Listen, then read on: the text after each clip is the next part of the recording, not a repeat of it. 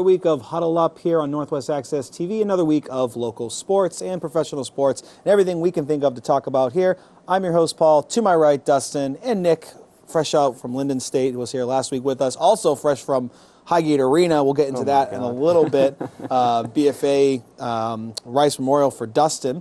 But let's talk. Let's kick off the show with some show starters. What do you say? So we're gonna go with mine first. This is something I'm really excited about. I really hope it's coming together.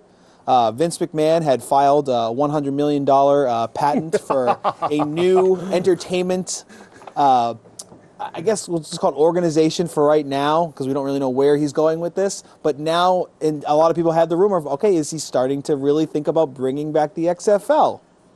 Which is something that I absolutely want to see, because I want to see tic-tac fouls not get called. I want to see hard hits. I want to see players go out on the field knowing full well what they're in for and just pretty much beat each other up for touchdowns. That works for me. However, to add on to Nick's statement from last week, there's now rumors that the reason he's taking out that whole money situation is the Panthers.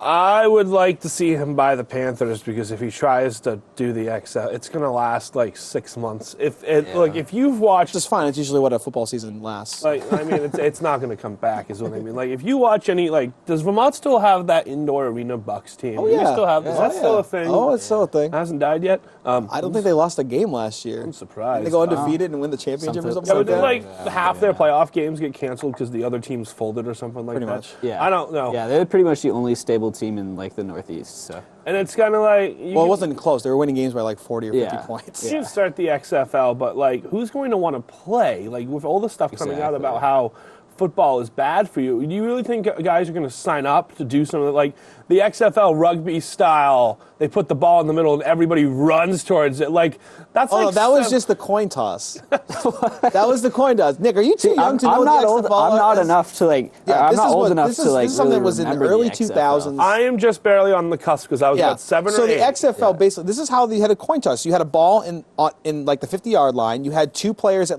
the 20 or the 30-yard line. They ran towards each other. Ran to the ball. Whoever got the ball got to decide if you wanted to kick off or receive. That's how their coin toss was. Jeez. But you had fouls that weren't called. You had it was like the wrestling version of football. It's just people that didn't care. But the problem was there was no talent. There was only two players, I think, that came out of the XFL that ever did anything. One of them was Rod Smart, that went and played for the Panthers, I believe, and went to the Super Bowl with them. 2004. In 2004 with Jake Delhomme.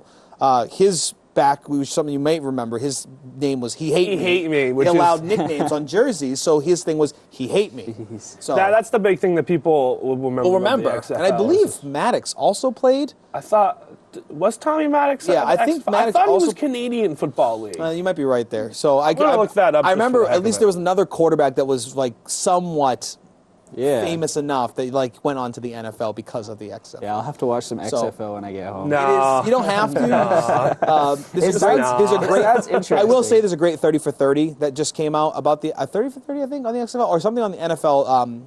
NFL films that came out on 30 XFL. It's a good watch. It's a lot of fun. I just want to bring you back a little bit. And can you name any of the XFL teams? No, God, no. All right, Los Angeles Extreme. There we go. With an X. Birmingham Thunderbolts. Okay. Memphis Manics. Is there a New York team in Orlando Rage. The New York, New Jersey Hitmen. Oh, that's right, the Hitmen. Las Vegas, no team name, just Las Vegas. Yeah. Chicago Enforcers. Oh, I do remember the Hitmen. Boy, this is awful. So like I said, I would like to see them kind of venture into something like XFL, but I'm not opposed to him joining the likes of all the other old NFL owners and picking up the Panthers, maybe buying them, because he's a man of power. He's a billionaire. He's someone that can purchase that team, but also do things with that team to make it better. He is a billionaire. His net worth is ridiculous. So it's just he's one of those people that when P. Diddy came out and said, I want to buy the Panthers, everyone was kind of like, ha, ha, ha, P. Diddy. But when everyone says Vince McMahon wants to buy the Panthers, everyone goes, ooh, that could actually work, because that would be cool. I still don't know, it's probably not going to be either of those guys. You're going to want to get an investor group that has a nice little face to it. I think that this is Vince McMahon's second chance at a football team. Yeah. That's my show starter. What about Bon Jovi? Do you think Bon Jovi's going to finally get a football team? He did. He has an AFL football team. But he's been trying to get an NFL team for about 10 years now. Well, he needs more money than Vince McMahon, and I don't think many people do. Yeah. Let's go on to Dustin with the NBA Christmas. Yeah, some great Christmas Day action. I got a twofold show starter. Some great NBA Christmas action. Love how they did 5 games in a row this year. That was really nice. If you could, even if you couldn't sit and watch it for the entire day, to be able to tune in and have NBA in the background, that was really nice. Matchups this year a little less hype because some injuries, but you still get. I think every game was close, within 10 points. Yeah. So you still got a bunch. I didn't watch the Lakers game. I don't care about the Lakers. I'm not watching 10:30. That's too late. But it was a great Christmas action. I'm excited. It's like the start of the NBA season. Now we can talk about the NBA. Now we can have NBA takes. We're deep enough into the season now. Oh, it's okay now? It's okay now. Approval? It's okay now. You have my approval. Christmas has happened. I feel like we've been making NBA takes for like every show that I've been on. Yeah, pretty much. All right, Dustin. And my other partner shows, my other show starter, a Christmas Day thing, is David Quinsbury of the Houston Texans played his first game ever after about a 3-year battle of cancer, and that was very fun to see. He was high. Now he was drafted by Houston. Yep. He went through his physical, and that's when they found it. Right. And then he's been on the exempt. He's been on some NFL list where he's still on the team. It's like the non-injury exempt list or something like that, because it has nothing to do with him playing football. It's just physical injury. And he had recovered at the beginning of this year, and he wasn't able to make the team, but he was still, working with us and still working through things, and then he finally got a chance to play. So it was very nice to see. That's awesome. Quinnsbury's a great guy, so it's good to see that he's playing. Hopefully he plays again this week. I had 2 fun moments from the Christmas Day games. One was clearly one of the catches of the year, if not the catch of the year, by DeAndre Hopkins against the Steelers. But also, it was great to see TJ and J.J. Watt meet on the field during the pregame. So I thought it was great to see the brothers kind of hanging out together. It's one of those things where while JJ's up in the booth watching, he's definitely proud of his brother, but also I want my team to win type of thing. I think it's one of those things where, like, if you're a Texans fan, you've just accepted that this year's kind of a lost season. And you're watching for the moments. Like the DeAndre Hopkins catch, I think Hopkins is the second or third best receiver in the league. He leads the league in touchdowns, and he has everybody throwing to him. Like, I saw this great tweet. Brock Osweiler was such a bad quarterback that he made DeAndre Hopkins look average. Yeah. That's amazing. But no, it was some feel-good moments, some good basketball, good football moment or two. I loved watching Osweiler a couple weeks ago. I thought he did a great job, and then they just kind of not Osweiler. Sorry, I'm talking about T.J. Yates. T.J. Yates was related. Sorry, Osweiler. No, I was talking about Osweiler a couple weeks ago with Denver. Actually looked pretty good. Last week he didn't. Last week I don't think he played. Was it? No, it was Osweiler. Osweiler again? Yeah.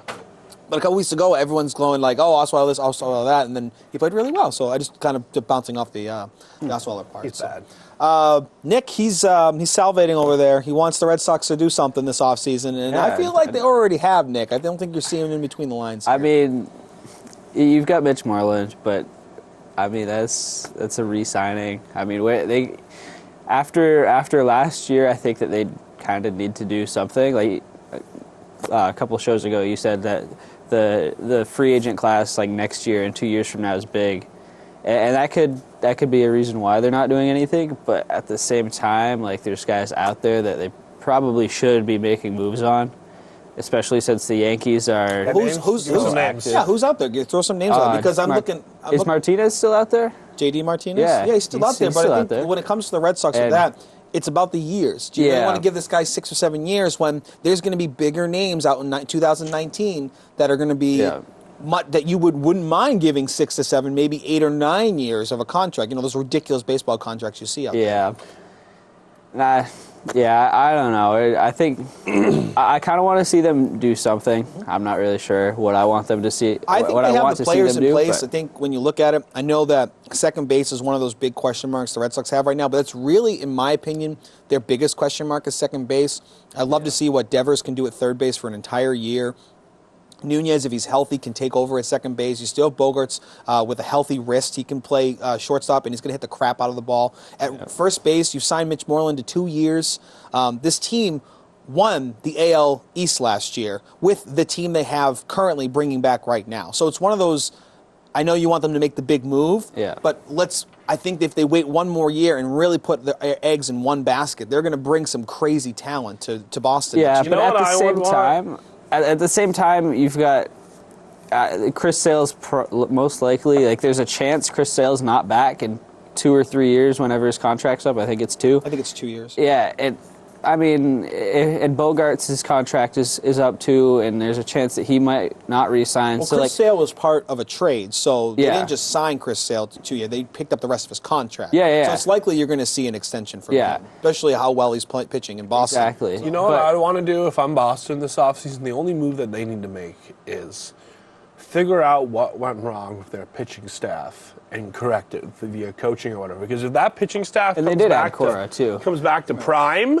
or at least like 80% of their primes, Well, if Price pitches more than 8 games this year, you're gonna have a better team than you did last you're year. practically getting a Cy Young winner. Like, you're practically signing a Cy Young winner. Like, if Price can play, that might be the biggest Those are move 2 you could dangerous possibly make. lefties to Like, play in the game, let alone just for the Red Sox. But you have Sale and Price. If they're on the top of their game, that's going to be a crazy 1-2 Well, and this is why I was punch for saying, any team you a play. couple weeks ago, when it was just you and I, like, don't give the division crown to the Yankees just yet, because I think the Red Sox, You can give the batting title to them. That's You fine. give It's them- probably, it's probably going to happen. they can hit 500 home runs if Sale That would be a and record. if Sale if Sale and Price can shut them down for just enough games. Like, don't crown them the World Series champs just yet, because I think the Red Sox are going to be sneakily good with their pitching, and I think they have a very good chance to. The one thing I am worried about the Make Red some Sox to add is the depth right now. When you look at the solid 9 they have right now, and that's a good solid 9. But as we know, over the months of the long baseball season,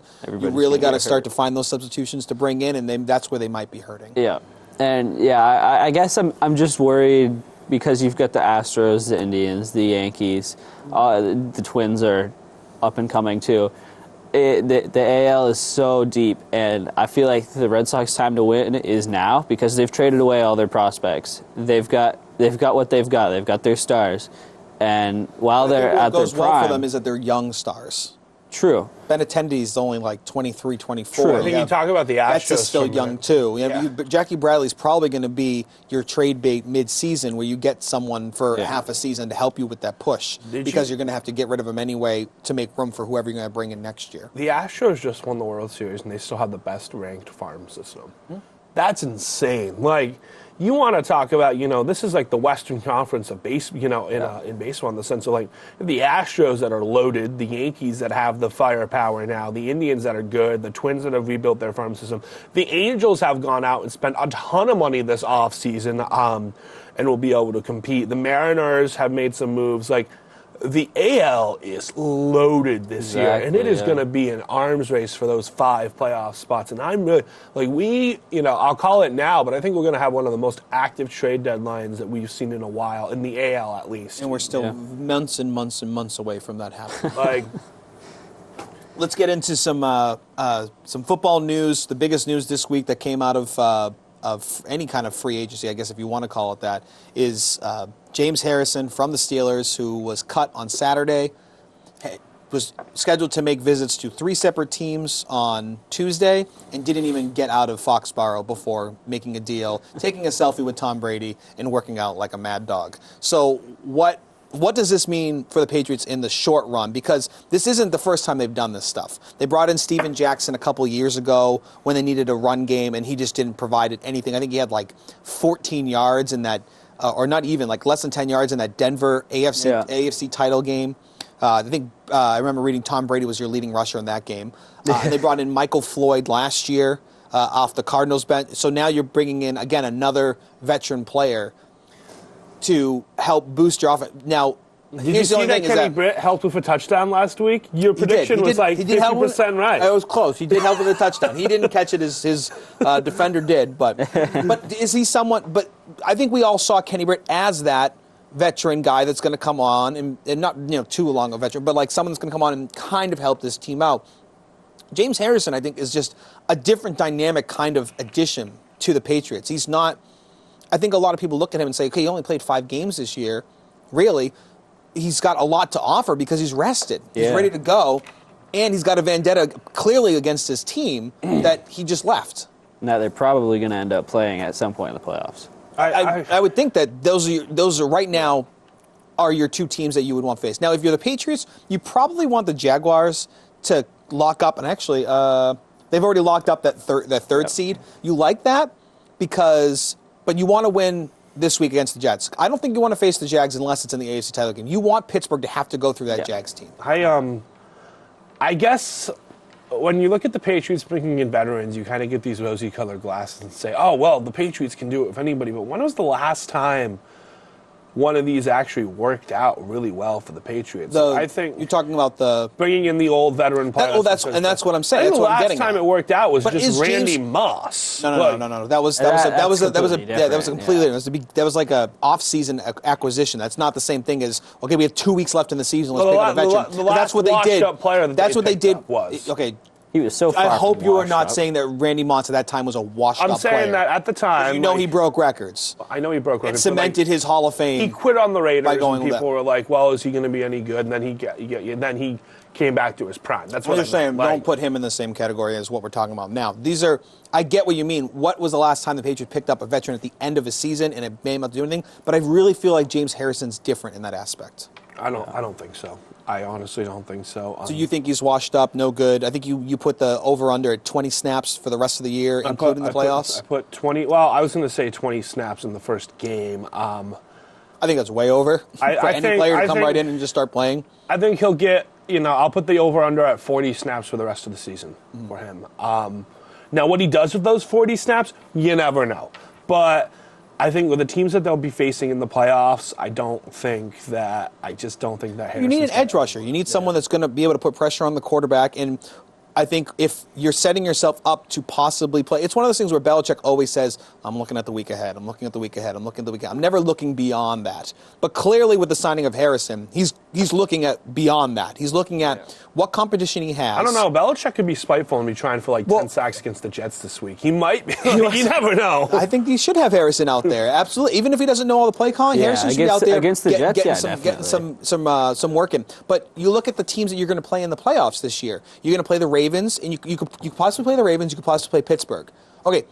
Harrison plays for Pittsburgh. He plays the Ravens twice a year for the last, 15 years, something like that? Because he also was, I think, with the Bengals for a tiny little stint as well. So he's played the Ravens every single year, twice a year. Bengals legend James Harrison. Right. So I need a jersey that says the Bengals with the Harrison. That'd be fantastic. So, you have a player that he's been completely involved in that AFC North division. So if you have just the knowledge alone, it was smart enough to pick him up. Even if it's not like the whole, what people are saying, like the spy type of thing. He's coming in just to basically give the Patriots the playbook that they've already had for 3 years anyway to try and break that Steelers offense or defense or whatever it is. I think just the knowledge alone of what Harrison brings is going to be great. The fact that he is a hard-nosed veteran, I think it fits so perfectly with the Belichick regime. We'll see. I don't have expectations for Harrison. I don't think he's going to do that well. I think he's going to be the best one out of the people that we've discussed. But I don't think he's going to make any major impacts. I think he has the best. I think he has the best opportunity. Yeah. When Michael Floyd came in, he's coming off of a DUI. The team let him go. He's got nowhere to go. The Patriots pick him up and say, "Oh, we'll pick you up." And he basically was on a. He was practicing and he played, I think, in one game. He had one great hit in that Miami game at the end of the season. That was basically all he did.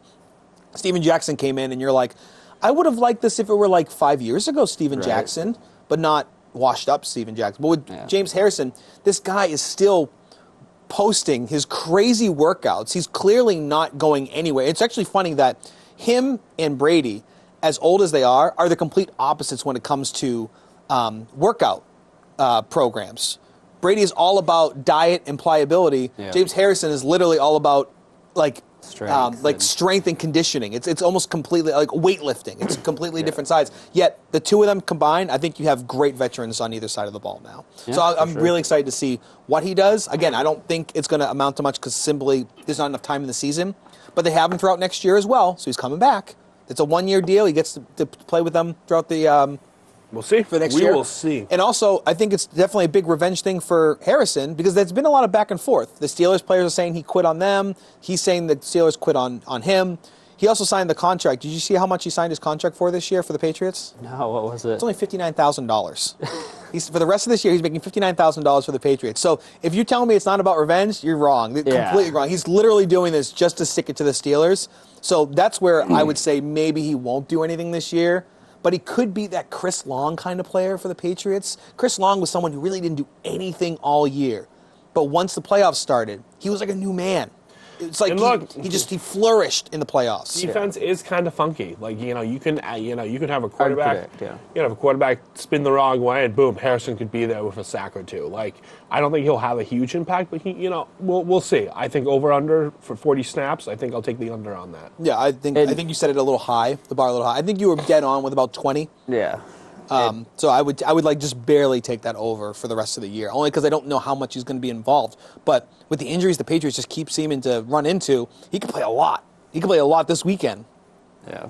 And just imagine if he comes in and makes like a tackle that that clinches the game against the Steelers, or in the Super Bowl on a $59,000 salary. What kind of story that would be? Right, exactly. He's basically like, oh, I did this just to spite you all. I'm going to the Super Bowl. See you later. He strip sacks Big Ben with 2 minutes left in the game. Or he olays and lets him go for a touchdown, rips off his Patriots jersey, and it's just like... I hate those. Okay, let's move on. Next. So the other thing I wanted to chat about was to rest or play in Week 17, because there's a lot of teams that have already locked in their spot, that are in the playoffs but have locked in their spot already. So you have the Eagles and the Vikings are locked in their spot no matter what happens. The Jaguars and Chiefs are also locked in at 3 and 4 no matter what happens. So they're playing teams that are still, I don't think they're fighting. I can't remember if they're... The Jags are playing the Titans, who control Right, so the Jags are playing the Titans. So the Titans are going out there without DeMarco Murray, who's now listed as doubtful. So there's a team that really has to win, but the Jags can rest their players because it doesn't really matter for them. But do you want to see another AFC South team in there? Do you still want to go out there and compete? If there is a God, the Titans will miss the playoffs. The Titans, who wants to see the Titans in the playoffs? If you actually watch the Titans games, if I had to flip teams, I wanted the Chargers to take the Titans. I want the Chargers or the Bills, because if the Bills get it, Buffalo fans go crazy first playoff appearance in maybe my life. 1999.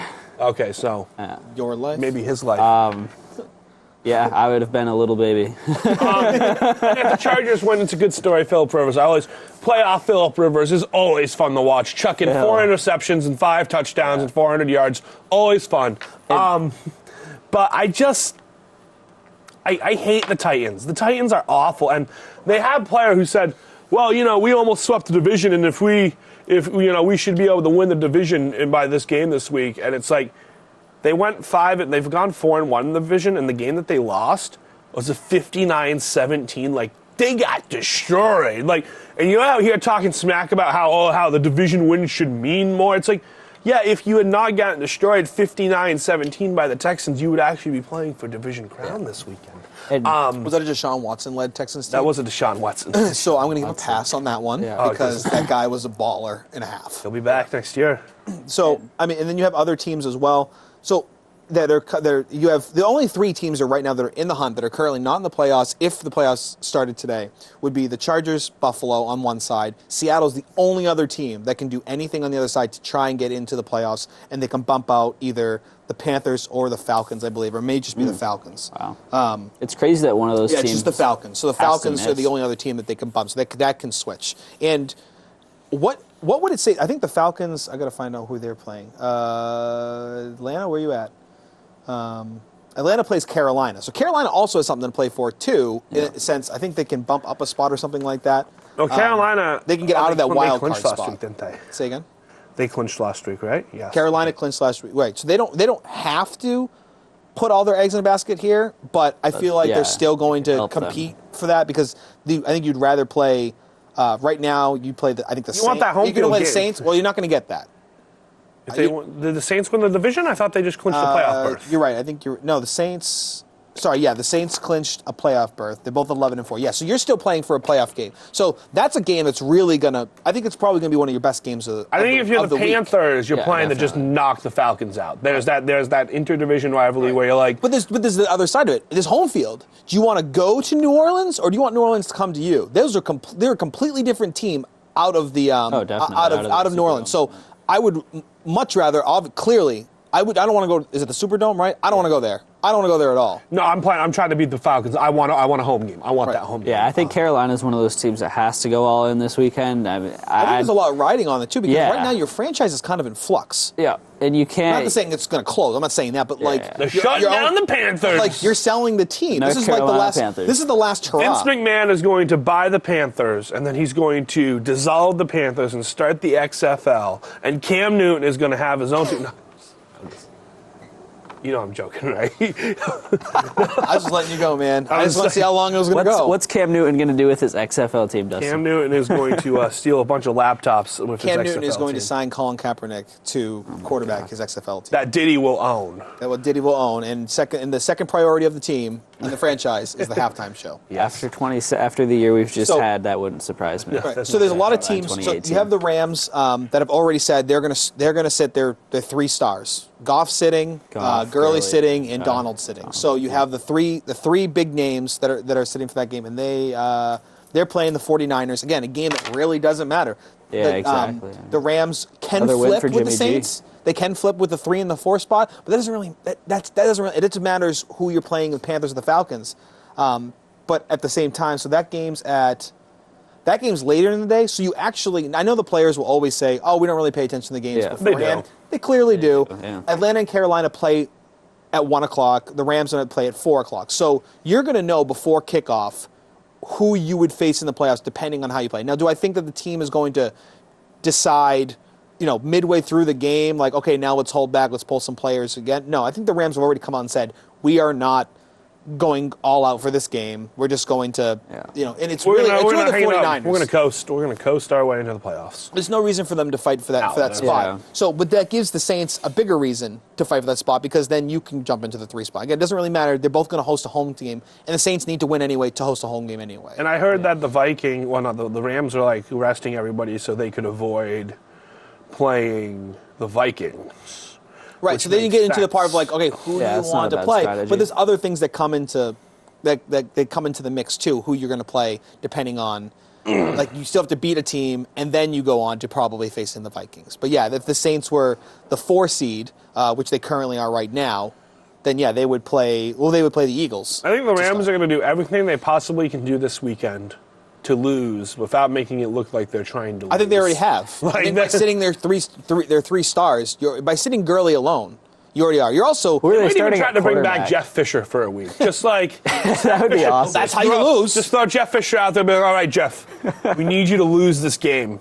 Run the ball 60 times. Challenge everything. Just even when you're out of challenges, just keep throwing the flag. And also have your secondary play absolutely no coverage. Just let the receivers run by you. That's the Jeff Fisher way. Let's let Jimmy G throw for 500 yards and 6 touchdowns. Now, speaking of Jimmy G, the guy just keeps winning. He beats a Jaguars team that was clearly trying to compete and win this game. So what? I also called that. Yeah, you guys both called. So I went with he can't keep doing this, can he? Yeah. Yes. I went with the Jags are the Jags Jimmy still. Garoppolo has yet to lose an NFL game. He good. And it's likely, with the Rams sitting most of their a majority, their star players, they're kind of giving up on this week as well. Yeah. So Jimmy Garoppolo can continue his streak of never losing. Yeah, he good. He good. So but here's the other part of that. If you're the 49ers, your draft stock just keeps dropping. Yeah. I don't care about draft stock from the San Francisco 49ers. Before Jimmy Garoppolo was there, you were the number 3 seed behind Cleveland and the Giants. Now, I think you're at 9. I think winning out and being able to establish that you're changing the culture. And I'd also like to point out that he doesn't have a contract extension yet. But I think... Just want to throw that out there. Yeah, it doesn't, just because he's Jimmy Garoppolo doesn't mean he's going to stay there. Now, likelihood is he will stay in San Francisco. But if I'm the 49ers, I think it is more important to get the other 52 players on your roster in that mindset of, okay, we can win games. Okay, I think they do that just simply by just by now you have your quarterback. Yeah, now you just surround him with talent. But you can't do that if your draft keeps rising. I don't think. Yeah, if you're drafting number 10 every year, it's kind of difficult. I don't know. I think. There's a lot of stock put on first round picks when the fact of the matter is that the teams that are really good are the teams that hit on that second, third, fourth, fifth round pick. And in those rounds, it doesn't matter where you're going because you're already late into the draft. So I think it's better for the 49ers, for the mental psyche of everybody involved, the fans, the players. I think they already have that. I think that's been established already. Even if Garoppolo goes out there and throws 3 picks this weekend, I still feel like they're like, you know what, we still have our guy. And if they lose, they lose. This is the top defense in the league. It's important for them to go out swinging and have that momentum going into the end of the season. Be like, all right, we have our quarterback, we have a good running back. Now we can draft some talent. And you know what? When you get to that, when you get between 5 and 10, the talent, you're going to get a talented pick. Like if your scouting department's good, you're going to get a good pick. It does not matter whether you pick 6 or 9 or 7 or 10. Like you're still getting that good guy. Like you're still getting, you know, if the difference between the 6th and the 10th pick in the draft is bust or star, your scouting department needs to be better. But you can see by the fact that they traded for Jimmy G that, and you know, the 49ers are doing a good job building around, and they had some picks last year. They fleeced the Bears for Trubisky too. So they had those extra picks that people weren't talking about. So I don't think they need to worry about, oh, well, we got to worry about our draft position. I think winning out will help that team, and it will make that team go into the year next year saying, we're a good football team. We can compete in this division. And you look at the Seahawks, who their window might be closing a little bit sooner here than later. Yeah. And then the Cardinals, whose window is closed. And the Rams could, you know, get 9, 10 wins, maybe sneak into that playoff spot next. Or not the Rams, the 49ers. I was going to say the Rams are already up there. And, you know, and at the same time, I mean, I guess dropping when you have your quarterback now isn't that big of a deal, especially since there's so many quarterbacks that are going to go probably in the top 5. Well, that's the thing. If they sign him to a long-term term, which I think we clearly think they're going to, you have your quarterback of the future. And he's clearly worth every penny that you spent, which was practically nothing. It was a second-round pick, I think, after all said and done. So you got the steal of the year when it comes to draft pick, if not Deshaun Watson going to Houston. I feel like those are the 2 quarterbacks I would put in those categories of, holy crap, what just happened to this team? They've completely revamped themselves. And if you look at, and I want to see, I want to double check here if they have. So let's.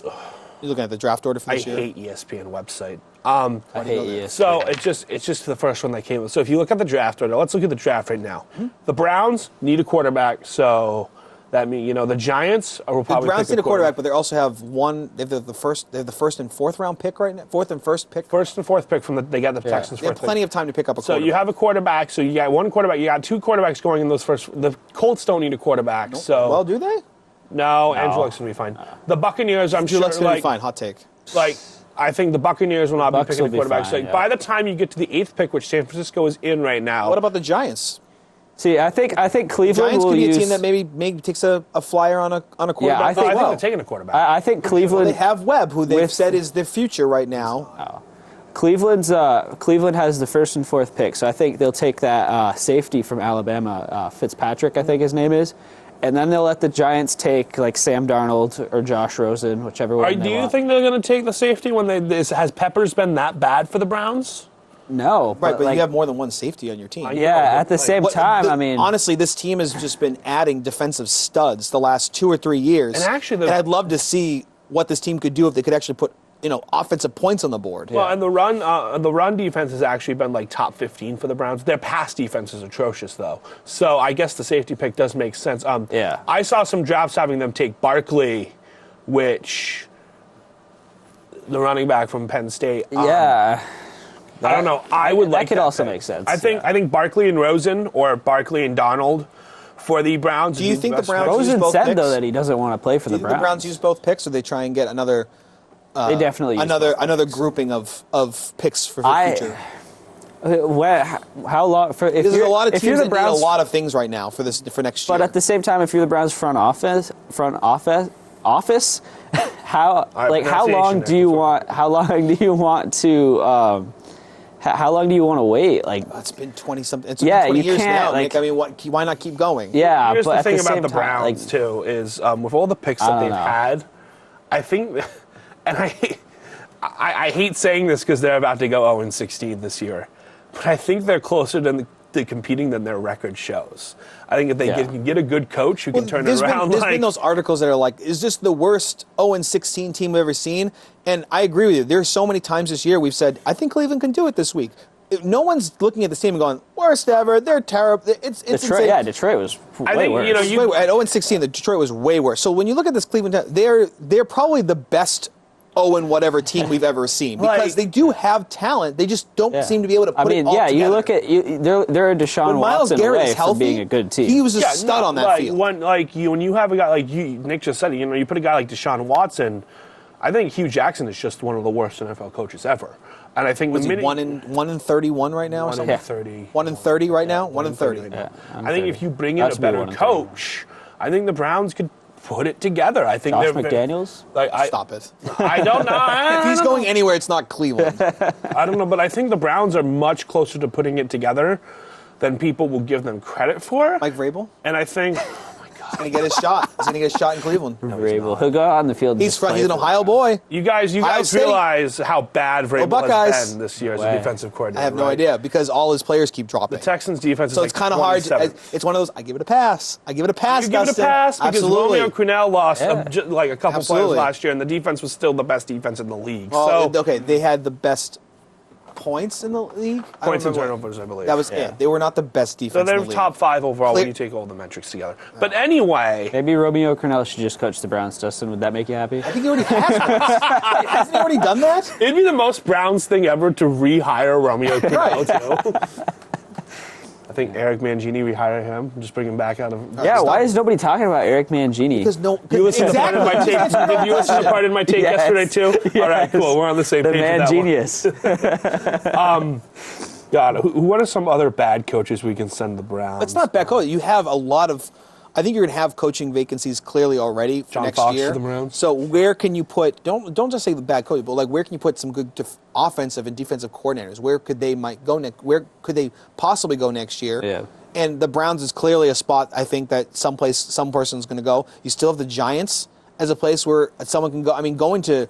I know we say New York City. It's actually in East Rutherford, New Jersey. But you have the market of New York City. That is a team that any coach would dream of being able to take over. So that's, in my opinion, that's going to be one of your hottest spots right now. At the same time, I mean, if I'm a head coach, I would almost prefer going to the Browns than the Giants because in Cleveland expectations are low, and if you're a first-time head coach, you can kind of go in there. The spotlight's not really on you. You're expected to lose. If you win, it's a pleasant surprise. If you go into New York as a first-time head coach and you lose it's almost 10 games. It's immediate success. You need to be immediately successful. And I think of it the way I think of when the Lions went 0-16 and they brought in Jim Shorts, and Shorts was an unheard of coach, first head coaching gig, ended up getting the Lions to the playoffs after a couple of years. If I am a defensive, Matt Patricia, maybe a name if he's looking for a head coaching job where he doesn't want to have all that pressure. In between the lines, what I keep reading is he has absolutely no desire to be a head coach. He likes where he lives. He likes that his family is growing up there. He's a guy that never even thought he was going to be in part of the NFL at all. I mean, you got to remember he has a degree in rocket science. So this is a guy that never expected to be an NFL coach. Is it something he want to go up? But I keep reading in between lines, he doesn't really have a desire to do that. So he could be one of those guys that just hangs around with Belichick for the rest of his career and just lives it up. What if he just what if he waits? What if he's like a head coach in waiting kind of thing with? I think that's what I think. It's maybe McDaniels isn't the person we think is going to take over as young as he is. I think Patricia's the one that'll take over if there's a successor in line. I think McDaniels burned his bridge when he left that first time. I don't know. I think if he had burned his bridge the first time he left, he wouldn't have been back. I mean, in the sense of taking over that franchise after Belichick. Taking over a franchise. I think he'll take over the Patriots franchise. I don't think in general. I don't think he was that good. Take over a franchise in general again. But we got to remember what one of his first moves ever as a Denver Bronco head coach was. Oh God. The drafting of Tim Tebow. So I think that we could absolutely see, as much as I love Tim Tebow, clearly he wasn't ready to be an NFL head coach. Now, after a couple more Super Bowl wins with the Patriots, maybe you could say that he's ready to be an NFL coach. It's going to be really interesting because there's going to be, you have teams that you're expecting to fire their coaches. Like the Giants have already had, the Bears, the Colts, and then the Browns should fire Hugh. Then you have some other teams that have won recently. Like the Titans head coach, he's on the hot seat. The Buccaneers head coach, Cartier, is on the hot seat. Jim Caldwell's job isn't safe, according to some reports. Bill O'Brien and the Texans are breaking up every year, according to reports. Again, you got to give. I always give the pass to the coach. I know that you should. that we should really weigh adversity here with coaches. Like, listen, injuries are part of the game. You need to find a way to still win even with injuries. But when you're looking at someone like Andrew Luck going down, and you have Deshaun Watson and J.J. Watt going down, I got to give a pass to some of these coaches because they're not just your average players. These are your legit superstars down. Pagano needs to be gone because he got his pass last year with Luck being in and out last year. If the Texans fire But it's the same difference. It's the same difference. He's still out. You expected to have Luck back this year, and this is a player, you say Luck's going to play. There's still reports out there saying he's never going to play again. Not just for the Colts, but ever. Wow. But if the Texans decide to fire Bill O'Brien, you bet I'm coming in with a head full of steam the next time we have a huddle up because that would be just a half-hour special. The dumbest thing this franchise has done. But then again, it might already heated. I'm ready. I'm mad. It's the guy that has his public access show, Alex something. What is mad. it? I can't remember the Republican or whatever his name is that goes off and everything on a public access Alex show. Alex Jones. It's not a public access show anymore. I know. Well, he was on public access. So I'm saying Alex. I feel like that's going to be you for an hour. It's just you screaming at the Texans. I'm going to come into my Texans about Bill O'Brien, and I'm going to just scream for a half hour, just straight screaming. That, ladies and gentlemen, is some good television. Sit there with some popcorn and just enjoy. And just be fine. So let's bring it local back. We'll get back to NFL in a second. Let's bring it local with our home field advantage. I have some news. I'm going to wade off. I want to talk a little bit about what happened last night. We had girls basketball. Dustin and Bryce were on the mics there. A great matchup between BFA and Rice. BFA at one point up by 10 points, I think, in the third quarter. BFA led for about 85% of this game. Yeah. Wow. Oh, I'd say even more. Rice really only took over in the last couple minutes. Rice didn't even take over. Suleiman took over for Rice and had like 12 points. What a player. This is one of those things where, you know how you hear about like NFL teams, NBA teams that aren't in the spotlight, teams that like the Titans that don't ever get to have and then they're on and you're like, whoa, DeMarco Murray's still good type of thing. With last night, you hear that Rice has a good basketball team, but when you actually get to see Suleimani, when you actually got to see her play, wow! I've been seeing her since she was a freshman. Like I said, is she a senior this year? She's a senior. This is my 5th year of doing games on Northwest Access TV. So I saw. Yeah, thank you. Hey, it's a milestone. But I saw what was wrong with that? Suleimani as a freshman, and now seeing her as a senior. Just awareness, just crossovers, her behind the back dribbling, Euro steps. Like we got Euro steps. We did last night, and I guess you could call Canada's close. I mean, it's the neighbor of Europe. So if you have it's a relative of Europe, Paul, the French Canadians. That's where I was getting with. Paul, it was a stretch. I said it was a stretch. But that's where I was going with it. You do know the ocean. I was going with the whole French Canadian, the French Canadian connection. Anyway, so you have her passing's ridiculous. Her dribbling was great. Her behind the back, she had 2 breakaways of behind the back dribbling, which put BFA to shame. You also had her on every single steal that you could possibly find. I think you and Bryce were just getting it. You would see a play happen, you'd be like, "Oh, that must have been Suleimani," because she was everywhere. It was getting to the point where, like, I was hoping Coach Earl would call a timeout and just be like, "Suleimani is coming." Like, he should have told every one of his girls on his team, "If you have the ball, she's coming from behind." Yeah, like it's just that simple. It was a pretty. Your brother commented on thanks, buddy. Facebook post. I don't even know what he said, but I just say thanks. Dan Snyder. Dustin gets upset when his number isn't called at the deli soon enough. That's good. Because if you know me, and if I'm actually at the deli, I'm hungry, so I want my food. Back to local sports. It was a great game last night, and it was a possible Final Four preview in the state because BFA's a young team, but if they can put it together, they also said that's why Leanne got me a map for Christmas, so that's fantastic. You know those like scratch away world maps type of thing? So she got me that. So now I can finally realize Canada's not next to Europe. France. Got it. Nailed it. Off topic. But no, that was a great basketball game. Yeah. The final score was 48-46. Rice won. Wow. It was very close, and it came down to turnovers at the end and free throws. And it came down to those. I feel like Soleimani lived at the free throw line for the last 3 minutes. It came down to those very little things that a young team like BFA doesn't have down in the very beginning of the season. That a team like Rice that has 4 or 5 senior girls that they're playing that are much older has down. Those very little, making those free throws, knowing that the senior who's stealing the ball is coming right behind you. But a great girls basketball game. I'm very excited to see what happens with this BFA team. They have some kids that are doing, Leah Larrabee made some good 3-pointers last night. They have Elena Clark, who's still great. They have Kelly Lagas, who's a good player. BFA girls, dark horse team, to do some damage this year. Hey, they've lived in that semifinal and quarterfinal game for the last few years, so it wouldn't surprise me if they're able to do that again this year. Yeah. So jumping over to hockey, Nick was probably in the coldest place in Vermont last night up at the Highgate Arena. So you had MVU versus Rice in a finals rematch, correct? Yeah, that was the D2 final. Girls hockey? Yes. Okay. D2 final last year at Gutterson, and it was a very similar game to their matchup in March. MVU had 9 shots the whole game. They had 6 in the state championship. Rice just plays. Their head coach is Aaron Miller, who played for Team USA and in the NHL, and they have an assistant coach who played at UVM. So their coaching is top notch. Rice also has a prep hockey team. They take hockey super seriously. And this team and both of the coaches have daughters that are on the team, and one of them is just an incredible goal scorer. The other one's probably the best defense woman, I guess you'd call her, in the state. And they had the puck in the MVU end the entire time, and they just have composure, and that's when you're in the offensive zone trying to set stuff up in hockey, when your entire team has composure and knows where everybody else is going to be, it's going to be tough to stop.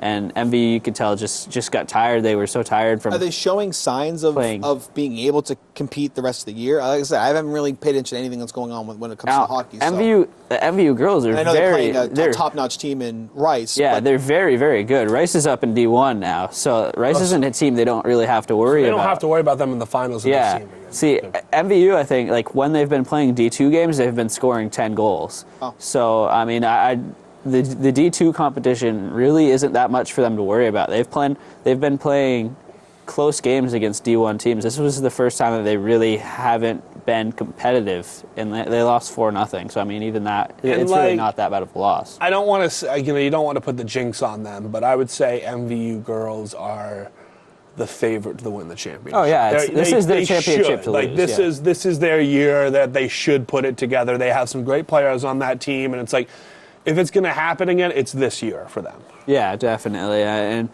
they have a lot of seniors, I think. I want to say hot take, but it's so cold.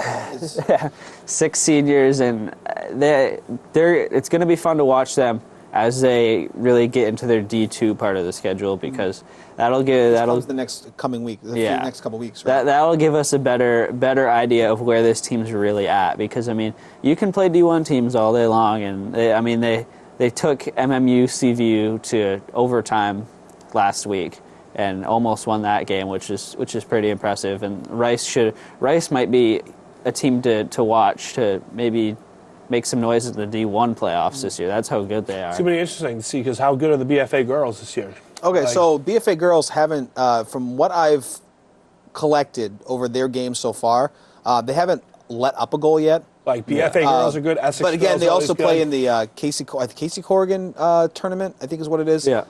Where they play Messina and Beekmantown every year, and they always seem to win those games since I've been paying attention the last few years since I've been here. So I don't know if those teams are just not, the quality of play isn't very good. But they won 6-0 against Messina, 3-0 against Beekmantown, and then finally Vermont team on the 20th against Middlebury.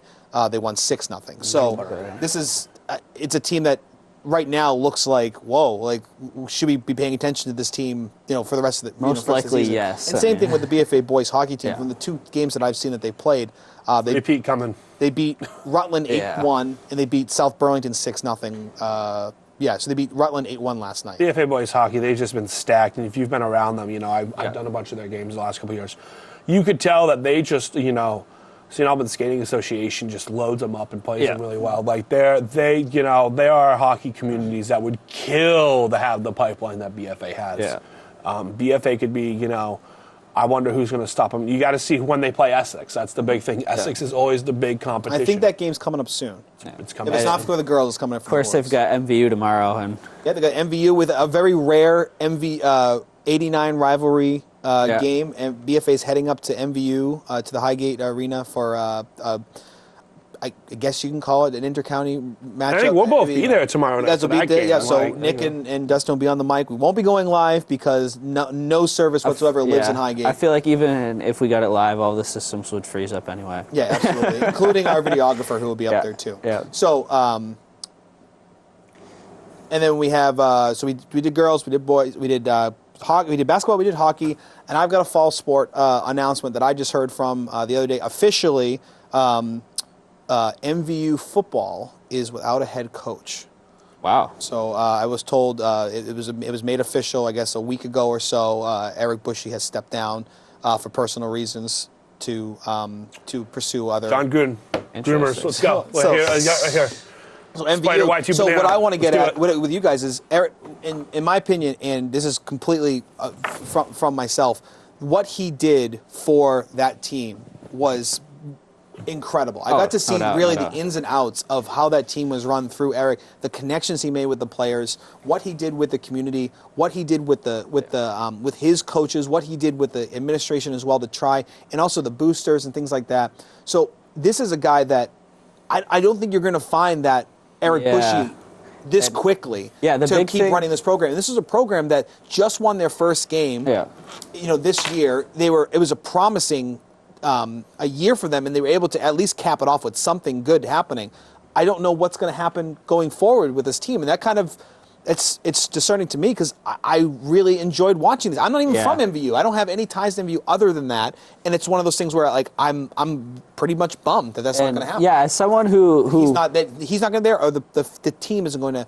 I don't know if the team will continue. This is a huge question. This is a huge question. Yeah, this is big for them. As someone who went to MVU for the beginnings of this team to where it is now, the difference that first year or two, I think that I can't remember if he came in for I can't remember if Bushy came in for the second or the third year. He was there for 2 years now. So I think it was the second year of the program that he came in. But that first year when they played an all JV schedule and they beat a couple like D2 JV teams, and those kids were so like I've never seen players more cocky about anything in their lives. They thought that they owned the world, and they kind of manipulated a lot of the other programs because they were just like, we're better than you, so you don't get to do this. And like I was the stats manager on the soccer team, and we definitely got curved by the football team quite a bit. We'd come to practice and all our bleachers and stuff would be gone over at the football field. But when Bushy came in, that stopped. The players, the players became more respectful. You could talk to them about it without them acting they like became more of a fools. team. Yeah, I agree. He turned a bunch of immature kids into young men that were really responsible and respectful, and they were playing with a purpose, and it was really cool to see. I loved to see what he was doing with that team because I don't think it was started the right way. I think Dennis Hill, who started that whole thing, kind of went the wrong way about it to go straight to varsity, because what they really needed to do was just get a feeder program to start, and then maybe in 3 or 4 years work your way up to varsity. But Dennis Hill came over from BFA and decided that since BFA had a football team and MVU didn't, they needed to have a varsity team right away, and that was good take. Just a completely wrong decision. The correct take. I think, I don't know. It depends, because is that up in the budget again this year? Every year it is. Yeah, and that's a big thing too, because now that you don't have someone is on the forefront of it and really pushing for it, I don't know what they're going to do this year. I think Bushy was their best chance at getting that vote. But now that he's gone, if they can't, especially you don't have someone that's campaigning for them now. Yeah, if they don't have a coach now going into it, I don't think there's any way they could even really have a team. Like, obviously you can't have a team without a coach, but like, where's your support going to come from if you don't have a guy like Bushy in there? And the thing about it is that I was talking to Bushy about this a couple months ago when we were at the Highgate, the Franklin County Field Days, and I make more as a middle school track coach than he made as a varsity football coach. The fact of the matter is that unless if you have a teacher in that school like Coppenrath, who came in and is teaching at the school, is coaching at the school, right. I don't think you get anybody for that job. If you can't get anybody. And now that Dennis Hill is also gone from the school. He's Thankfully. an assistant coach in Winooski or Essex. He went to something like that. Essex. Essex. Yeah. So he's assistant principal there now. Yeah. You don't have anyone that has ties to MVU and for the And football also, team. MBU is also looking on the school district is looking for a new superintendent right now. Yes, Yeah. correct. This is what's his name? Goodrich. Winton Goodwood This retired. was his last year. Like everybody knew this was going to be his last year. So you might have a superintendent come in and say, "I don't want football." That's true. You might have that happen. So we got. I'd love to get more into this in another day. But we got Next 5 show. minutes left. So let's go down our weekly picks. Last week, 14-2 for 14-2 for Bryce again. He was back-to-back weeks of 14-2. He also said last night on the broadcast that he won his fantasy football league who for doesn't someone know who doesn't anything know about anything about football. 11-5 for myself. Dustin with a 13-3 over JT's 10-6. I don't have the season totals. I believe 49ers. I'm up by 4 Jaguars. games on you, bud. I think you're up by a few games. How's that stomach virus? You're losing.